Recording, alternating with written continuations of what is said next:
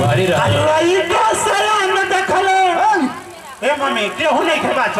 नचनिया बजनिया लइका जवान बूढ़ ओ दिन जमाल हो खता तो पूरा भीड़ लग जाता हां केहू कहता लइकिया दबे तो केहू कहता लइका तो आज केहू तरी इज्जत बाचे वाला नहीं केहू आज को तुम सवार के चलो ए मम्मी अब बाकी छोड़ले बाड़ू हां ए सरकार जहां जमाल हो खता वीडियोग्राफी वाला गजबे लीला करत घर में से लइकी निकलते हां यही तरह बेड़ा जलवा सा थोड़े नहीं हो रही है और नहीं हो रही है थोड़ा पल्लू हटाइए जी परेशान कर देखता हां जी केहू बोले वाला देखे तो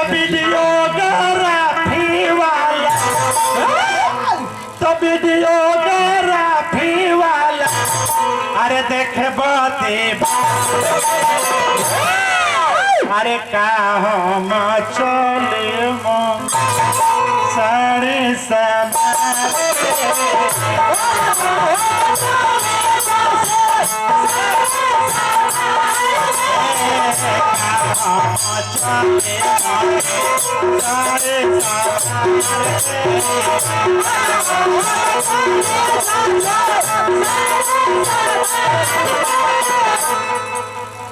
सब के देखलस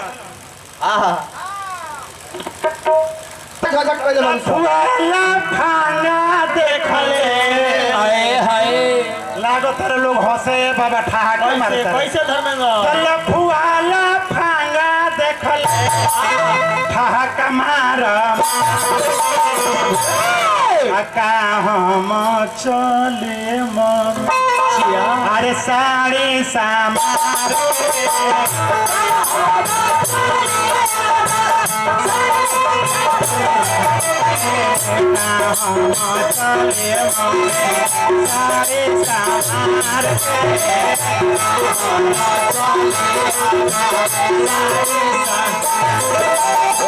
लास्ट अंतर बा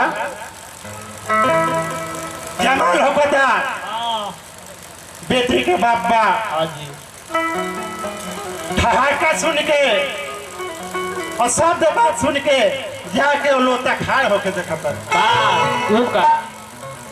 कैसे हो तब बाबूजी देखल है तब बाबूजी देखल अरे लोटा होके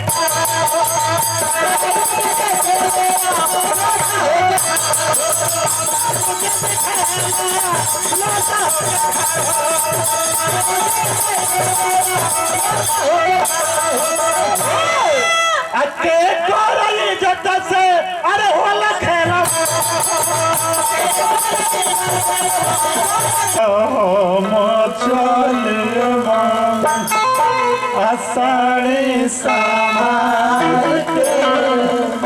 कहाँ चले उड़ान बोल जाए